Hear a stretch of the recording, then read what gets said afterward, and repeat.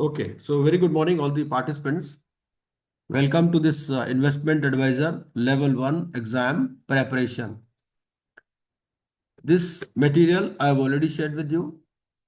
But besides this material, there are some online tests available on the site of NISM. Some of them are free and some of them are paid also.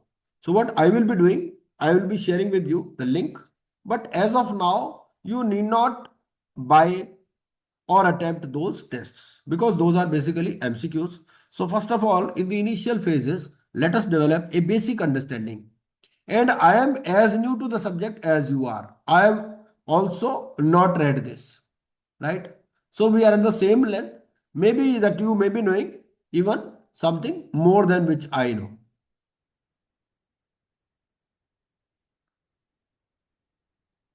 So first of all, let us have a look at the exam before we start.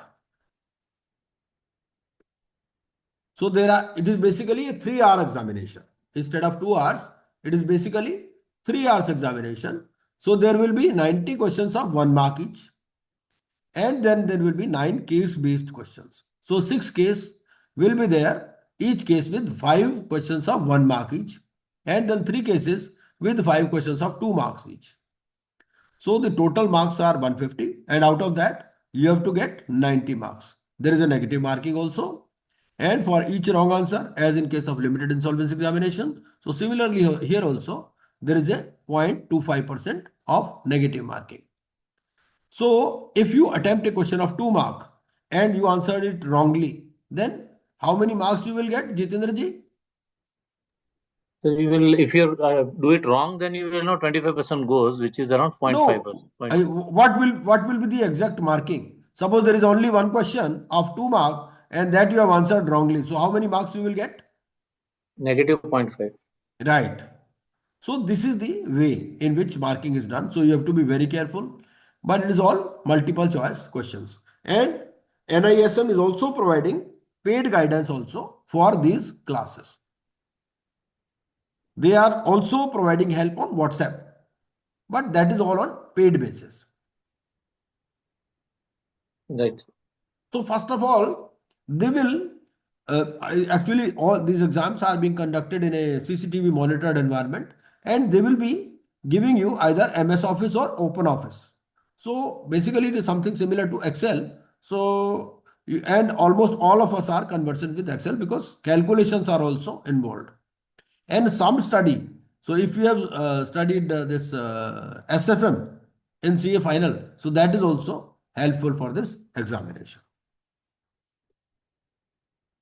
So this is something basic. Another question, whether you should register at this stage. So I would say you need not register for exam at this stage, right? First of all, develop an understanding. You give yourself 1 month.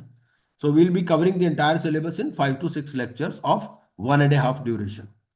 But we'll be getting a basic idea of how to appear for the examination.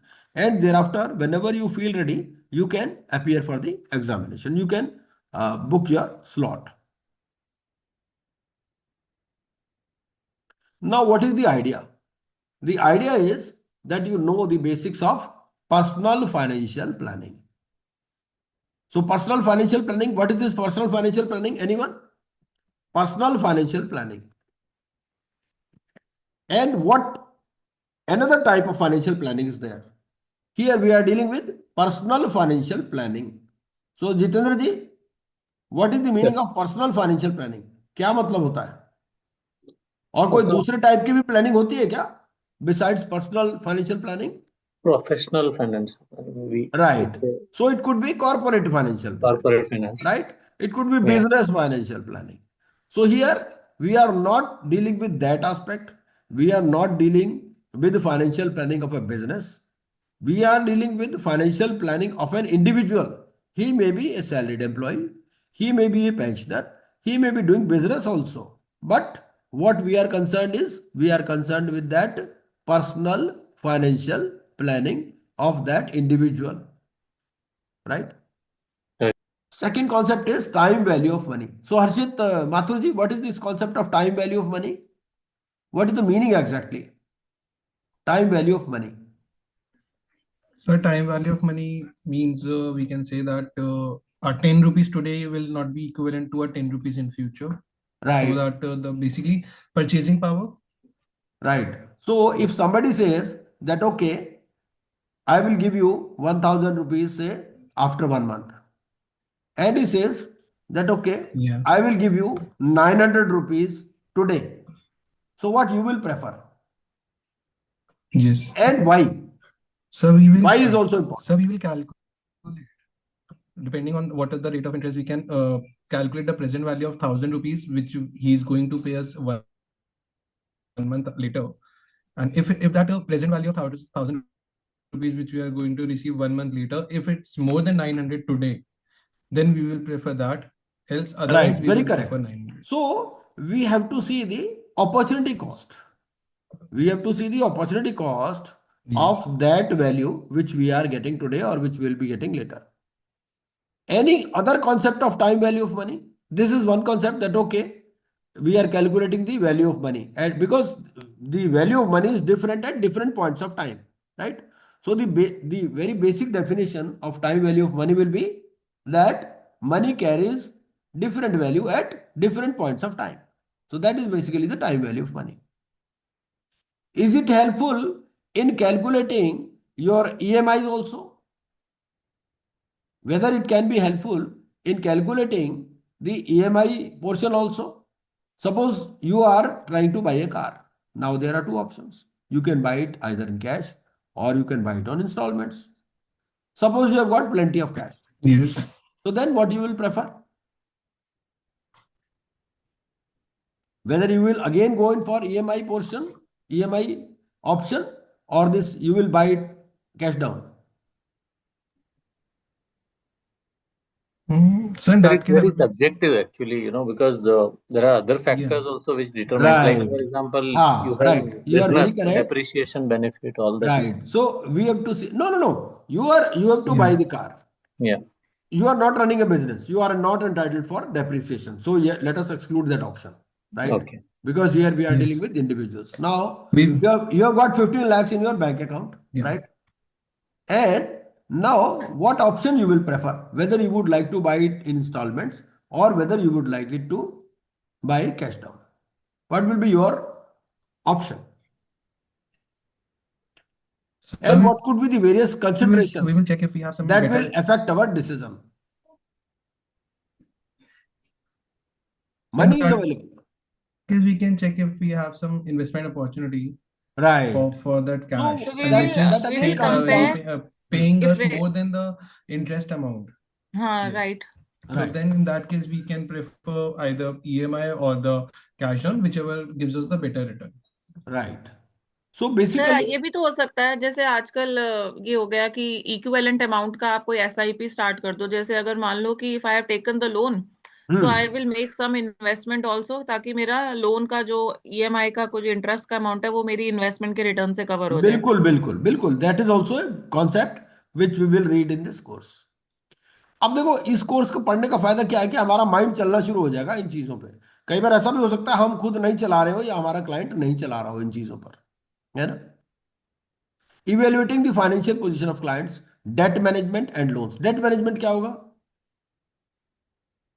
And what could be the various types of debts which an individual could take. Business छोड़ दीजिए, अभी we are excluding business part, ठीक है। तो date में किस किस type के डेट वो ले सकता है? सिक्योर्ड अनसिक्योर्ड लोन्स हो गए। Housing loan, personal loan, Right. So they could be basically for housing needs, they could be for personal needs, है ना। Some of them may be secured loans, some of them may be unsecured loans, है ना। And naturally different rates of interest will be applicable on different types of debts. तो वो भी हमें consider करना है कि उसको कौन सा लोन लेना है, कोलेट्रल ऑफर करनी है या नहीं करनी है। अब आजकल तो ये भी बहुत ज्यादा हो गया कि people are giving personal guarantees for corporate loans, और उसमें बहुत लोगों को ट्रबल आ रही है। अब एक कंपनी ने लोन लिया और कंपनी के डायरेक्टर ने पर्सनल गारंटी दे दी। अब कंपनी लोन दे नहीं पा रही है। अब जो डायरेक्टर है ही इज फोर्स टू पे दैट लोन, अदरवाइज उसकी इंडिविजुअल इंसॉल्वेंसी या बैंकरप्सी स्टार्ट हो जाएगी। तो हमें उस एस्पेक्ट में भी गाइड कर देना है कि भैया अगर किसी को गारंटी दे रखी है तो वो गारंटी, ऐसी भी कोई गारंटी देने से पहले, कोई फाइनेंशियल कमिटमेंट से पहले हमसे पूछ लीजिए, है कि नहीं, वरना बाद में हमें मत कहना। और loans, understand about the Indian financial markets and Indian securities market segments. ये फाइनेंशियल मार्केट्स और सिक्योरिटीज मार्केट सेम है या डिफरेंट है? बोल रहा है financial markets and Indian securities market, so whether it is synonymous Different, terms या अलग अलग है? different. हाँ डिफरेंट है, बिल्कुल ठीक है। तो फाइनेंशियल मार्केट्स में क्या क्या आ जाता है? Financial market is a bank, financial institution, the alternate investment funds, anybody. Right. और सिक्योरिटीज मार्केट में? Securities market is basically to do with securities of shares, debentures, mutual fund. जैसे देखो इंडियन फाइनेंशियल मार्केट्स में क्या आ जाएगा, इसमें bonds वगैरह आ जाएंगे, जैसे money, money basically money instruments, जैसे आरबीआई वगैरह भी कुछ इंस्ट्रूमेंट्स इश्यू करते हैं ना, बहुत सारे, वो फाइनेंशियल मार्केट्स का पार्ट है। और सिक्योरिटीज मार्केट में क्या है, basically shares, debentures, options, derivatives, ये सारे सिक्योरिटीज मार्केट में आते हैं। क्योंकि फाइनेंशियल मार्केट को का रेगुलेटर कौन है, आप इसी बात से समझ लीजिए, फाइनेंशियल मार्केट का रेगुलेटर कौन है? RBI, RBI. और सिक्योरिटीज मार्केट का रेगुलेटर कौन है? SEBI. SEBI, right, very correct. Get oriented to different kinds of investment products, equity, debt, derivatives, and manage portfolios such as mutual funds। देखो सारी चीजें हमें आती हैं, कि ये जब हम पढ़ेंगे ना, हमारे को लगेगा ये तो हम 2 या 3 दिन में ही पढ़ सकते हैं, कोई मुश्किल नहीं है इसमें। लेकिन एक स्ट्रक्चर्ड स्टडी जरूरी है। उस स्ट्रक्चर्ड स्टडी से क्या होता है, our mind also opens to somethings which are, जिसके बारे में हम बहुत ज्यादा कॉन्शियसली नहीं सोचते हैं। अब इस तरह से अगर हम स्ट्रक्चर्ड स्टडी करेंगे, और एग्जाम से बढ़िया कोई चीज ही नहीं है, किसी भी चीज को पढ़ना हो ना, उसमें एडमिशन ले लो, उसका एग्जाम दे लो, आपको अपने आप ही नॉलेज हो जाएगी उस बात। Equity, debt, derivatives and manage portfolio such as mutual funds, portfolio management services and alternative investment funds. Know about portfolio construction, अब आपने पोर्टफोलियो कंस्ट्रक्ट कैसे करना, ठीक है, दैट विल डिपेंड। ये पोर्टफोलियो अगर आप कंस्ट्रक्ट करोगे तो what will be the factors you will take into account? Harshit Mathur ji, somebody says that okay I've got 2 crores at my disposal, तो मेरा पोर्टफोलियो बना दो, तो आप क्या क्या फैक्टर्स देखोगे उसके लिए? वीडियो ऑन कर लीजिए बेशक। सर उसका इन्वेस्टमेंट होराइजन क्या है उसका? है, it's just a second sir. हाँ, क्या देखोगे यस आप? सर। सर तो डिपेंड करेगा कि उसका इन्वेस्टमेंट होराइजन क्या है, उसका पर्पस इन्वेस्टमेंट, क्या है। अगर उसको लॉन्ग टर्म इन्वेस्टमेंट के पर्पस क्या है कि हाँ भी अच्छा हाँ, कुछ नियर फ्यूचर में उसको कुछ कैपिटल एक्सपेंस करना है, सो वी विल सजेस्ट कि हाँ भी अच्छा उसको अकॉर्डिंगली उसको इंस्ट्रूमेंट्स बताएंगे। अगर उसका बिल्कुल लॉन्ग टर्म है कि हाँ मेरा रिटायरमेंट प्लान का रेडी होना है, तो उस हिसाब से प्लान्स होंगे। हम क्या ये तो भी पोर्टफोलियो देखेंगे कि उसकी कंस्ट्रक्शन में एज वो रहेगा कितनी कि है, हाँ भी उसकी अच्छा, मैरिज हुई और कि नहीं प्लस हुई, उसका रिस्क। ये भी हम यस सर, देखेंगे क्या? बिल्कुल। वो हाँ, हो गया, प्लस उसका रिस्क एपेटाइट कितना है। हाँ, सर यस बिल्कुल, सबसे पहले ये तो हम वाले उसकी फैक्टर्स भी पर्सनल आ चीजें जाएंगे। देखेंगे, भाई वो अभी मैरिज हुई कि नहीं हुई, मैरिज होगी तो बच्चे हैं कि नहीं, हम्म। उसकी वाइफ भी अर्निंग है कि नहीं, उसके बच्चे जो है वो भी अर्निंग है हाँ कि जी। नहीं, उसके किस एज पर है वो 30 ईयर्स का हम्म। होगा डिफरेंट होगा, 60 ईयर्स का होगा डिफरेंट होगा। ये सब बातें हमें मालूम ही है ऑलरेडी, बट हम यहाँ सर दोबारा उसी से पढ़ने तो उसकी वाले हैं। एग्जैक्टली यही चीज हम पढ़ने वाले हैं इसमें। इन पर्सनल फैक्टर्स की वजह से ही तो हम उसका इन्वेस्टमेंट का वो अमाउंट या उसका हाँ, उसकी कितनी उसकी वो भूख है वो हम पता कर सकते हैं। बिल्कुल बिल्कुल बिल्कुल। परफॉर्मेंस मॉनिटरिंग क्या है, परफॉर्मेंस मॉनिटरिंग क्या करेंगे हम? सर हाउ द इस It's like portfolio is benchmarking. How is it performing providing his against the returns. benchmark? हाँ, देखो जो भी हम्म। हम करेंगे, हमारा एक डिसीजन होगा, है ना, वो जो डिसीजन है, वो अगर मान लो हमने we have made a particular portfolio, तो वो कैसा परफॉर्म कर रहा है, क्योंकि स्टैटिक तो कोई चीज है नहीं। आज हमने उसको एक मॉडल सजेस्ट कर लिया, भाई ठीक है आप इतना रियल एस्टेट में लगा दो, इतना शेयर्स में लगा दो, इतना एफडी में लगा दो, है ना, इतना म्यूचुअल फंड्स में लगा दो, लेकिन वो परफॉर्म कर रहा है कि नहीं, whether it is matching it's expectations, तो हमें परफॉर्मेंस को भी मॉनिटर करना है। और परफॉर्मेंस मॉनिटर करने के लिए जो डिफरेंट यार्डस्टिक्स हैं, जो टूल्स हैं, वो भी सब हम पढ़ने वाले हैं इसमें। And evaluation, understand about operational aspects of investment management, की रेगुलेशंस, ये भी जरूरी है। जो ऑपरेशनल एस्पेक्ट्स है इन्वेस्टमेंट मैनेजमेंट के, जो की रेगुलेशंस है, रेगुलेशंस से चीजें गवर्न होती हैं। एथिकल इश्यूज हैं, अब ऐसा नहीं कि उसने आपको 2 करोड़ रुपए दिए, आपने 2 करोड़ रुपए अपने आप ही शेयर्स में लगा दिए, तो एथिकल इश्यूज भी हैं। या आपके पास कोई पुराना स्टॉक पड़ा हुआ है, अब वो उसने कहा भाई मुझे कोई स्टॉक खरीदवा दो, आपने अपना स्टॉक उसको बेच दिया, तो ये सारे एथिकल इश्यूज में आ जाएंगे। ऐसा भी कई लोग करते हैं कि आपके पास कोई पड़ा हुआ है अंडर परफॉर्मिंग शेयर, आपने कह दिया भाई ये शेयर बहुत अच्छा है, और आपने अपना शेयर उसको बेच दिया।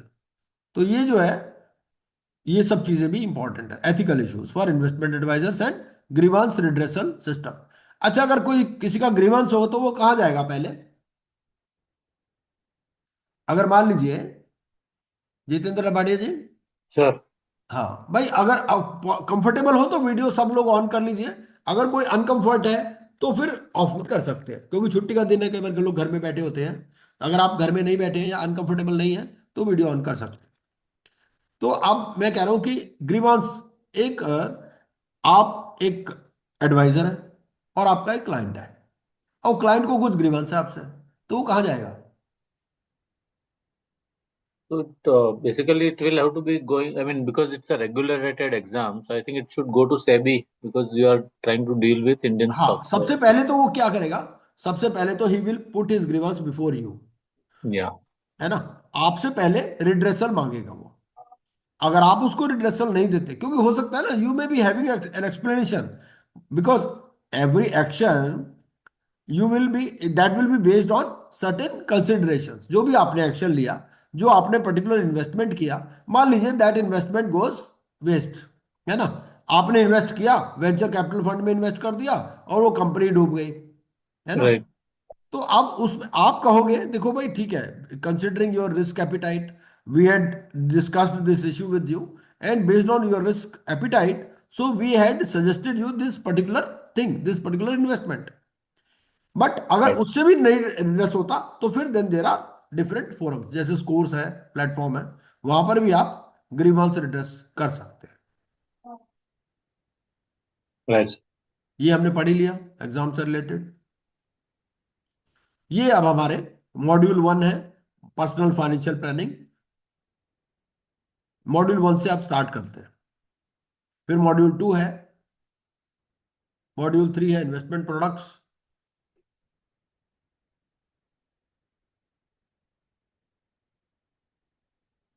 मॉड्यूल 4 है investment through managed portfolios,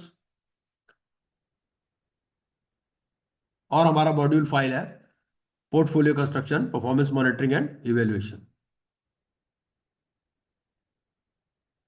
module 6 है operations, regulatory environment, compliance and ethics.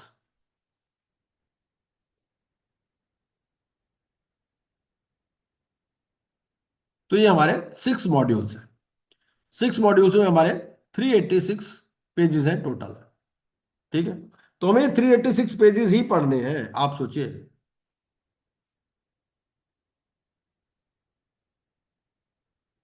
जैसे मॉड्यूल 1 में वेटेज कहाँ है, ये 37 मार्क्स की वेटेज है।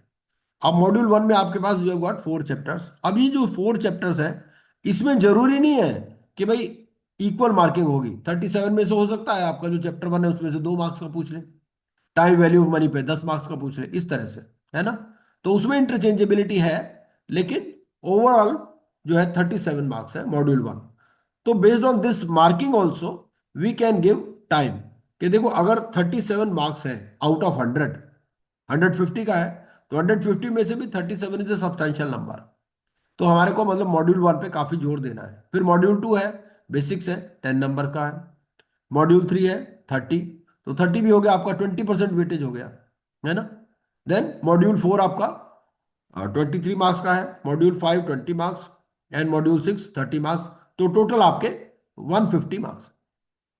अब अगर आप ये समझिए, मैं ये मान के चलता हूं कि अगर हम एक, आपको क्या लगता है हर्षित माथुर जी कि ये सारे मॉड्यूल्स हम कितने दिन में कवर कर सकते हैं?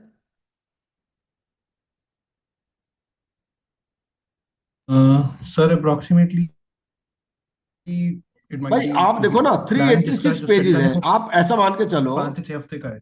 है, हाँ, 386 प्लान पेजेस पाँच आपको से पढ़ने छह हैं। हफ्तों का है ना। अगर आप 386 हाँ पेज जी। पढ़ने हो किसी बुक के, तो कितने दिन में पढ़ लोगे आप? सर मैक्सिमम 1 हफ्ता, हाँ बिल्कुल, एक हफ्ते में 2 हफ्ता, yes. अगर बिल्कुल बिल्कुल, हाँ। कंटिन्यूस।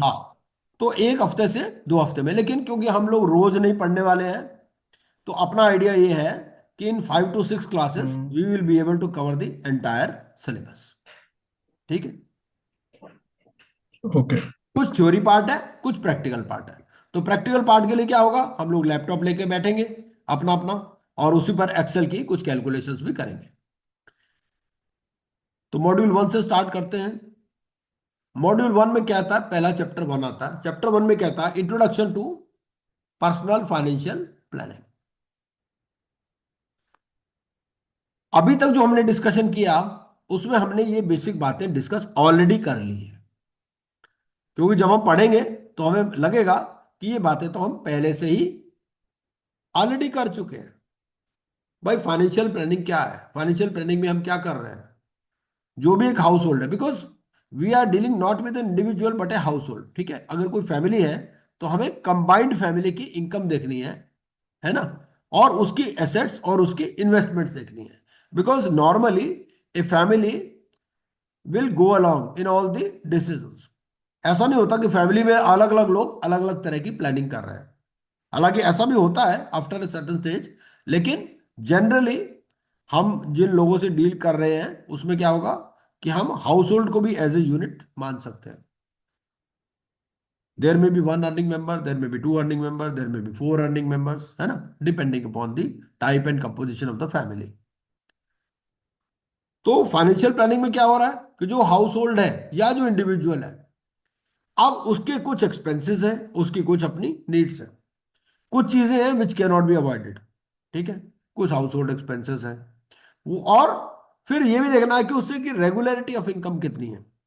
कुछ ऐसे होते हैं जैसे बिजनेसमैन है, उनका सीजन होता है नहीं, they may not be having income in all the 12 months. जैसे एसी बेचने वाला है कोई, अब एसी बेचने वाले की जरूरी नहीं कि हर महीने रेगुलर इनकम होगी, तो हमें उसके लिए मॉडल जो सजेस्ट करना होगा वो डिफरेंट मॉडल सजेस्ट करना होगा।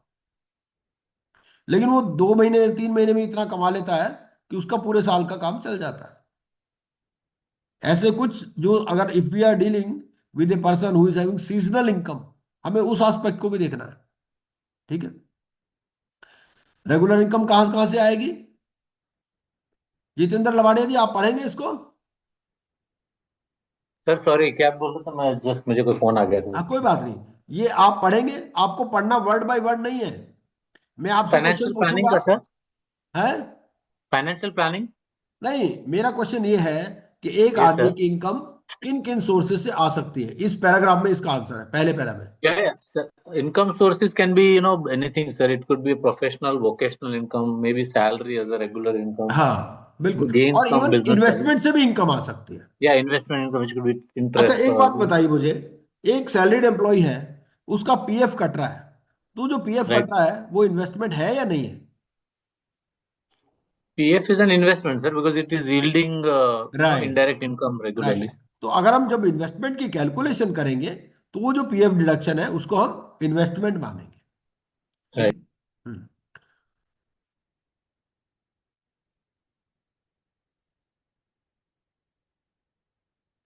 अब जैसे सेकंड पैरा में क्या हम डिस्कस कर रहे हैं, सेकंड पैरा में कुछ टाइम ऐसे होंगे देर बी नो इनकम या लो इनकम होगी। ठीक है, मान लीजिए एक रिटायर्ड आदमी है, ठीक है, तो रिटायरमेंट पीरियड में उसको कोई इनकम तो हो नहीं रही। इसी तरह से कुछ अनएक्सपेक्टेड एक्सपेंसेस भी हो सकते हैं, कुछ मेडिकल इमरजेंसी भी आ सकती है।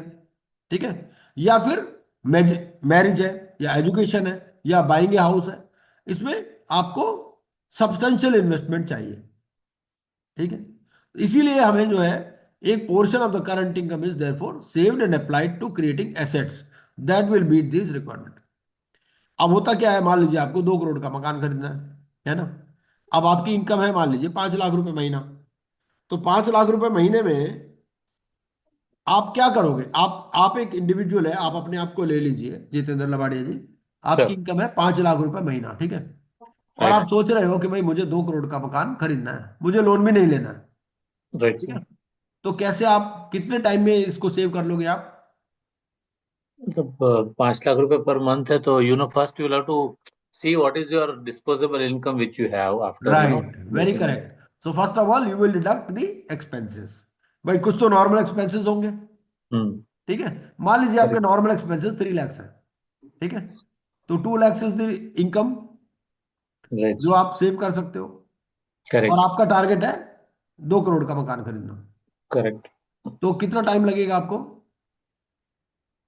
तो लेट्स एज्यूम आपको 2 लाख रुपए आप your fixed income for fixed expenditure and everything is there. Let's assume you have a 50% saving which is also very high, but 50% assume करते हैं, तो ऑलमोस्ट हम्म। आपको 66 मंथ्स चाहिए 2 करोड़ का घर खरीदने के लिए। नहीं, मान लीजिए 2 लाख, सीधी सी मेरा सिंपल सा सवाल है, 2 लाख रुपए पर मंथ आप बचा रहे हो, हाँ, तो आपको दो हंड्रेड करोड़ का मकान हंड्रेड खरीदना है। हंड्रेड मंथ्स आपको चाहिए सर। है जी। 2 करोड़ रुपीस का मकान है ना, हाँ और 2 लाख रुपए बचा रहे हैं, तो आपको 100 मंथ्स चाहिए टू। हाँ, 100 में चाहिए। 100 चाहिए या कम चाहिए? 100 से कम चाहिए एक्चुअली, बिकॉज आपका इन्वेस्टमेंट भी 2 लाख पे थोड़ा इंटरेस्ट मिलता रहेगा, लेट्स एज्यूम, हाँ, तो अकॉर्डिंगली। बिल्कुल बट जो बिल्कुल। 2 करोड़ की प्राइस फिक्स है ये एज्यूम कर रहे हैं, इसलिए एक्चुअली 100 से कम ही पीरियड लगेगा। हाँ हाँ, ऐसा भी हो सकता है कि 100 मंथ्स के बाद जब आप जाओ तो वो कह दीजिए तो 5 करोड़ का हो गया, करेक्ट। है ना? यस। तो वो चीज, उस हिसाब से आपको अपनी स्ट्रेटेजी प्लान करनी है। इसीलिए क्या होता है, अब कहते हैं ना भाई, जैसे हाउस वगैरह है, इसीलिए लोग लोन क्यों लेते हैं? क्योंकि ये कैलकुलेशन चलती नहीं है रियल लाइफ में। करेक्ट। अगर आप देखो, 2 लाख रुपए भी हर कोई नहीं बचा पाता। अगर आप अगर आप मिडिल क्लास का आदमी ले लो तो वो 2 लाख रुपए भी हर महीने नहीं बचा पाता। और मकान कोई करोड़ 2 करोड़ से कम है नहीं, है कि नहीं? मिनिमम है तो। करेक्ट। तो अगर इनफैक्ट आप 100 मंथ तो इसी में लग गए, और 100 मंथ बाद जब आप मकान खरीदने जाते हो, वो कहते हैं जी 4 करोड़ का हो गया। तो आप 100 मंथ मतलब 8 साल पहले, आप आठ राइट। साल पहले आए थे, तब 2 का था, अब तो 5 का है ये। है कि इनफैक्ट नहीं? सर, मैं तो रियल एस्टेट पे हूँ, तो मुझे तो ऐसे लगता है कि जो नए बच्चे सीए हो रहे हैं या इन्वेस्टमेंट कर रहे हैं, उनको बहुत मुश्किल है सर। खुद का घर खरीदना एक सपना हो जाएगा इंडिया में, ऐसा मुझे लग रहा है। टॉप 10 सिटीज में तो आप खरीद ही नहीं सकते। मतलब गुरुग्राम देख लीजिए, आप मुंबई में तो पहले से ही, सालों से ही ऐसा था, पर आज की डेट में एनसीआर दिल्ली, गुरुग्राम, बेंगलुरु, पुणे जैसा, Pune, Ahmedabad, affordability is gone beyond you know limits, is what I personally feel. नहीं देखो, ऐसा ना वो बात भी नहीं है, बट क्या है, अब जैसे मेरी डॉटर है, मेरी डॉटर मेरा सन इन लॉ है, अब उनकी इनकम ही 1 करोड़ रुपए से ज्यादा है पर मंथ, पर मंथ कह रहा हूँ, पर एनम। यस।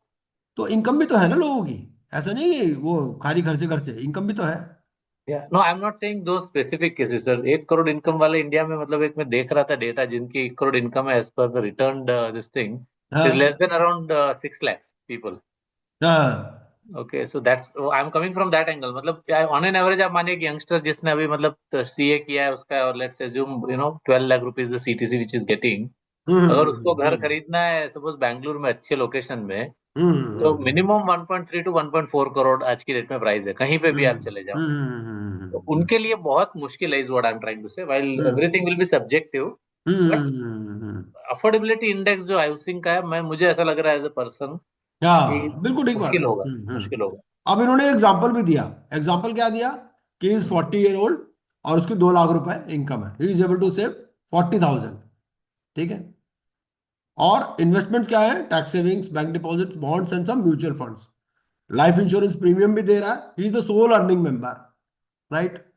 तो the following are a list of indicative issues that financial planning will help Vinod resolve. पहला, because is the sole earning member, तो he has to make way for emergency also. भाई कोई medical emergency आ गई, कुछ हो गया, मान लो उसी की डेथ हो गई, तो क्या होगा? है ना? लोगों के परिवार हिल जाते हैं क्योंकि प्लानिंग नहीं की होती। कई बार ऐसा होता है कि भाई मान लीजिए, एक जैसे अब एक जानकारी में थे हमारे, वो अपना सीए थे, बहुत यंग एज में डेथ हो, कैंसर हो गया, डेथ हो गई। पहले खूब खर्चा हो गया, राइट। उस मेडिकल एक्सपेंस के लिए लोन ले लिया, जो घर था उसको मॉर्टगेज करके लोन ले लिया 1 करोड़ 2 करोड़ रुपए का, और डेथ हुई हो गई, और वो पैसा भी चला गया। करेक्ट। वाइफ ज्यादा एजुकेटेड थी नहीं, भाई सबकी नहीं होती उतनी एजुकेटेड, कोई जरूरी थोड़ी है, एक नॉर्मल होंगी, ग्रेजुएट या जो भी होंगी। तो 3 बच्चे, छोटे छोटे बच्चे, बड़ा मुश्किल हो जाता है। फिर एकदम से स्टैंडर्ड डाउन हो गया, मतलब अब हमें उनको, वो जो इकोनॉमिकली वीकर सेक्शंस के लिए जो होता है, उसको हम्म। वहां पर एडमिट कराना पड़ा। करेक्ट। अब हम लोग तो क्लोजली जुड़े हुए थे, हम लोगों ने लोगों से भी कहा यार कुछ मदद करो, बट कोई क्या मदद कर देगा? देखो कोई लाख रुपए की भी मदद कर देता है ना तो बहुत सोचता है मैंने बहुत ज्यादा मदद कर दी दूसरे की, है कि नहीं? कोई राइट 5,000, 10,000, 20,000, 25,000 क्या मदद कर देगा वो? नहीं। तो इसीलिए ये सब चीजें प्लानिंग बहुत जरूरी है। आजकल तो करेक्ट खैर वैसे अच्छा है क्योंकि हाउस इसमें हाउसेस में भी क्या करते हैं वो इंश्योरेंस करा लेते हैं, करेक्ट तो हाउस का प्रॉब्लम नहीं होता। लेकिन इंश्योरेंस भी करा लेगा तो क्या, लोग लोग उल्टा चलते हैं, वो उसपे ऊपर लोन ले लेते हैं। करेक्ट वो लोन ले लिया तो वो लोन वाला ले जाएगा। Right sir. वो तो अपनी सिक्योरिटी करे, बट फिर भी ठीक है कि एटलीस्ट चलो उसका पैसा मिल गया उसको, तो हाँ बस। आपका घर रह जाएगा फैमिली के लिए। हाँ हाँ हाँ इनफैक्ट सर, मैं जो बता रहा था ना, मैं ये जो अभी हुआ है, जो largest takeover which we did of stress real estate project, तो मैंने हाँ बहुत सारे इंडिविजुअली ऐसे, मतलब कम से कम 200-250 केस देखे जहाँ लोग रो रहे हैं बेचारे, कि हाँ 8-8 10-10 साल से ईएमआई भी भर रहे हैं, घर मिला नहीं है, सब्सटेंशियल पैसा दे दिया है। हाँ। इट्स वेरी डिफिकल्ट, अगर फाइनेंशियल बैकअप नहीं है आपका, कैलकुलेशन नहीं है, तो बहुत मुश्किल हो जाती है। हाँ हाँ, ठीक बात है। कोई नहीं, वो अलग से हम अपना डिस्कस करेंगे, आप उनसे यस भी सर। डिस्कस करिएगा क्या उसमें कुछ हो सकता है ना? हाँ। श्योर। क्योंकि मैं तो बहुत सारे इंसॉल्वेंसी प्रोफेशनल से जुड़ा हुआ हूँ ना, तो राइट क्या सर। होता है इसमें भी बहुत सारे कमाई के रास्ते निकलते रहते हैं, अलग अलग तरह राइट से अलग अलग प्रोजेक्ट्स आते रहते हैं। तो उसमें भी अच्छा हो जाता है कमाई अपनी। तो राइट। सोल अर्निंग मेंबर है तो क्या है, उसको मेडिकल इमरजेंसी के लिए अपना करना करेक्ट। है, इंश्योरेंस कवर है कि नहीं, हेल्थ इंश्योरेंस है कि नहीं, स्पेसिफिक फ्यूचर एक्सपेंसेस कितने हैं and how will fund them. अगर इसको यस। कोई कॉर्पस क्रिएट करना है टू फंड लार्ज एक्सपेंसेस, तो what is the size of investment corpus you should build. ये सारे फाइनेंशियल प्लानिंग के उसके डिसीजन है, because each case is specific. इसमें ये बात रहती है कि भाई हर केस स्पेसिफिक होता है, कोई टेलर मेड सोल्यूशन तो मिलेगा नहीं आपको। मिलेगा तो नहीं है। फाइनेंशियल प्लानिंग में क्या है कि you have to customise according to his needs, according to his requirements. तो ये सारे फैक्टर्स हैं जिसके ऊपर हम देखेंगे। अभी जरूरी नहीं कि दूसरे के ऊपर एप्लीकेबल हो, क्योंकि ये सोल अर्निंग मेंबर है, मान लो इसकी वाइफ भी अर्निंग होती तो डिफरेंट सिनेरियो होता, बच्चे भी अर्निंग होते तो डिफरेंट होता। तो right. Formal treatment of the issues that Vinod faces will require a financial planning process. तो इन सब के लिए फाइनेंशियल प्लानिंग की जरूरत है, to assess the current situation, identify the current and future needs, determine the savings required to meet those needs, and put the savings to work so that the required funds are available to meet each need as planned। अब आपने पैसे को भी काम पे लगाना है। जैसे क्या होता है, एक तो काम आप कर रहे हो, आप अर्निंग कर रहे हो, दूसरा आपका पैसा भी कमा के दे रहा है आपको, ठीक है? तो वो करेक्ट। कहते हैं ना, पैसे को ही पैसा कमाता है। आप एक तो आप खुद कमा रहे हो, दूसरा आपने एक और पैदा कर लिया अपने साथ में जो आपके लिए कमा रहा है, वो आपका पैसा है, ठीक है? तो financial planning is the process that enables better management of the personal financial situation of a household or individual. It works primarily through the identification of key goals and putting in place an action plan to realign the finances to meet those goals. It is a holistic approach that considers the existing financial position, evaluates the future needs, puts a process to fund the needs, and reviews the progress। इसमें क्या होता है कि हम बहुत ज्यादा importance loan को नहीं दे रहे हैं। भाई आप कहोगे जी उसको चाहिए तो लोन भी ले सकता है, नहीं। हमें क्या है, हमें देखना है कि सेविंग पर स्ट्रेस है। ये फाइनेंशियल प्लानिंग में जो stress will be on saving, कि भाई अगर आपकी इनकम है तो आप उसमें से मैक्सिमम सेविंग कीजिए और फिर मैक्सिमम इंटरेस्ट उस पर अर्न कीजिए, ठीक है? अगर कोई शॉर्टफॉल होता है तो फिर उसके लिए आप लोन लीजिए। ये नहीं कि पहले से ही आप ऐसे पैसे उड़ाए जा रहे हो, आप प्रॉपर प्लानिंग नहीं कर रहे। अगर आप एक्सपेंस भी ज्यादा कर रहे हो तो वो भी, अगर आप कई कई एक्सपेंसेस लाइफस्टाइल एक्सपेंसेस होते हैं कि जस्ट आप ऐसे ही किए जा रहे हो, बस उसकी जरूरत नहीं है, तो फिर उस केस में ये फाइनेंशियल प्लानिंग में ये भी चीज आपकी आती है। Understand the need for financial planning.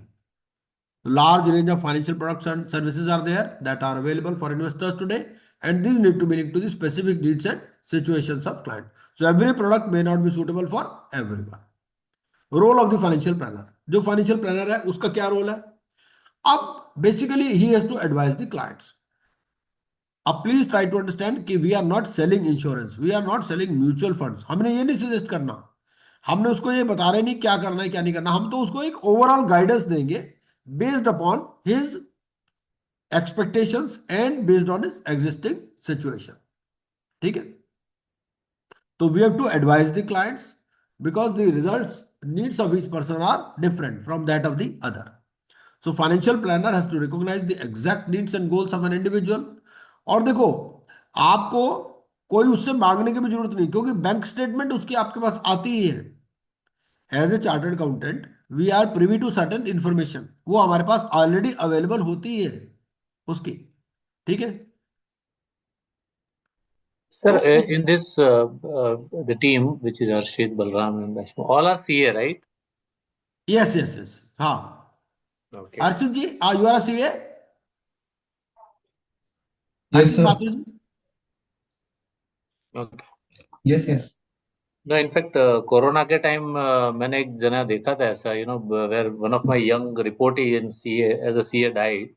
तो मैं उसको देख रहा था कि फाइनेंशियल प्लानिंग बहुत पुअर थी एक्चुअली, और सिचुएशन ये थी कि चार्टर्ड अकाउंटेंट्स बेनोवलेंट फंड में भी लाइफ मेंबर नहीं था वो.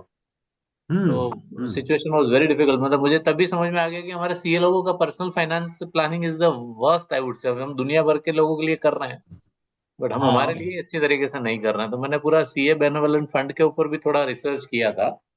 So since I don't know what is the age group of this team members, other members here, तो उनको हाँ. भी एक बार देख लेना चाहिए, in the CA benevolent fund में डिटेल में, कि क्या हो सकता है क्या नहीं. पर देखो जितेंद्र लवाड़े जी, मैं बताऊं, सी राइट. बेनेवलेंट फंड में तो देखो, एक्चुअली मेरी तो काफी कनेक्टिविटी, काफी लोगों के साथ मैं जो कनेक्टेड हूँ, तो यस. कोई प्रॉब्लम होती है तो मुझे अप्रोच करते ही करते हैं लोग. राइट. तो अब होता क्या है कि वहाँ बहुत ही स्ट्रिक्ट कंडीशंस है. वहां से अगर आपको कुछ लेना है तो हम्म. पहली कंडीशन तो यह है, आपकी 3 लाख पर एनम से इनकम ज्यादा नहीं होनी चाहिए. करेक्ट. इसका मतलब 25,000 रुपए आपके पर मंथ से इनकम ज्यादा नहीं होनी चाहिए. पहली बात तो यह है. करेक्ट. और करेक्ट. सीए क्या होता है, इनकम हो ना हो वो अपनी इनकम हम्म. बढ़ा करके दिखा देता है. करेक्ट. ऐसे भी कई लोग हैं तो जिन्होंने वैसे ही फाइलें बना रखी हैं और वो इनकम बढ़ा बढ़ा कर दिखाते रहते हैं, राइट. चाहे एंट्री देने के लिए, चाहे लोन लेने के लिए, या कुछ भी है. तो करेक्ट. वो क्राइटेरिया भी मीट नहीं कर पाते 3 लाख वाला भी. और उसमें मिलता भी क्या है, उसमें एक तो वन टाइम ग्रांट मिल जाती है आपको 2 लाख रुपए से 5 लाख रुपए तक, और मैक्सिमम आपको 25,000 रुपए पर मंथ दे देते पर हैं. पर मिलते हैं. तो हाँ. वही मैं जस्ट वही देख रहा था कि बहुत उसमें भी करना जरूरी है. ये तो मेंबर भी नहीं और वो बनाना भी पड़ता. जल्दी से मिलता भी नहीं है, ये भी बात है, हाँ. वो भी जल्दी से नहीं मिलता बहुत. करेक्ट. क्योंकि क्या है, वो जो कॉन्सेप्ट है ना, हम लोग सोचते हैं कि इंस्टीट्यूट दे रहा है, इंस्टीट्यूट नहीं दे रहा. वो जो सीए बेनेवलेंट फंड है, वो बेसिकली एक सेपरेट सोसाइटी है. Separate society. यस. वो जो सेपरेट सोसाइटी है, उसमें इन्होंने कॉर्पस डाल रखा है आईसीआई ने, बस. करेक्ट. इन्होंने शायद 300 करोड़ रुपए की एफडी उसमें डाल रखी है, और उसका करेक्ट. जो इंटरेस्ट आता है उसमें उनके से में ही, चलता है. उसमें फिर एक्सपेंसेस भी होते हैं. तो ये सारा उसी में से मीट करते हैं. तो कोरोना के टाइम पे तो इतना माइनस में चले गए वो, कि उनके पास हम्म. पैसा ही नहीं था लोगों को देने के लिए. That's what. सो ये हुआ था, इसलिए just I was thought sharing, दो ऑफ टॉपिक है ये, but since it is related to investment and नहीं, प्लानिंग. बिल्कुल ठीक बात है, बिल्कुल सही बात है. हाँ, ये तो हम लोग फेस करते हैं, देखते हैं कि कई लोग, जैसे मैंने आपको बताया वो यंग सीए वाला केस, वो कैंसर से उसकी डेथ हो गई, तो बॉडी पोजीशन खराब हो गई उस फैमिली की. करेक्ट. दूसरा आदमी क्या, 5-10, हम लोग क्या इकट्ठा कर देंगे, हम लोगों को मेरे ख्याल मुश्किल से 5-10 लाख रुपए इकट्ठे कर पाए. करेक्ट. जबकि हम लोग तो प्रेशराइज भी कर देते हैं कि भाई इतने पैसे दो. देने बट गया. करेक्ट. क्या होता है भाई, वो क्या करेगा कि इन्हें बहुत ज्यादा छलांग मारेगा, 1 लाख रुपए दे देगा और क्या. और 1 लाख देने वाले भी बहुत कम होते हैं. करेक्ट. कोई कहेगा यार 25,000 ले लो, 20,000 ले लो, मेरी तो अपनी पोजीशन टाइट है, ये है वो है. तो अल्टीमेटली क्या हुआ, कुछ भी नहीं. वो तो फिर फैमिली के ऊपर ही आता है सब चीजें. राइट. और इसके अलावा मैंने तो देखा आजकल का यूथ खर्चा भी बहुत ज्यादा कर रहा है. मैं अपना ही एग्जांपल दूं, तो अभी जैसे हमने कार अपनी चेंज करनी थी, तो मैंने अपने बेटे को बोला, देखो बेटा ऐसा है कि हमें लोन वोन तो कोई लेना नहीं है ना. यस. कैश इतना है, इतने में तुम्हें जो कार पसंद है वो ले लो. ठीक है? राइट. क्योंकि देखो हमें ईएमआई वीएमआई के चक्कर में पड़ना नहीं है, हमें कैश डाउन लेनी है, जो लेनी है आपने ले लो. ठीक है?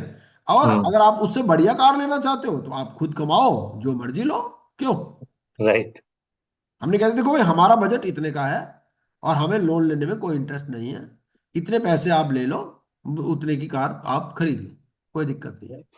उससे बढ़िया आप कार खरीदना चाहते हो तो तो आपके ऊपर है. करेक्ट. तो फंडे अपने क्लियर होने चाहिए क्या है. राइट और सर.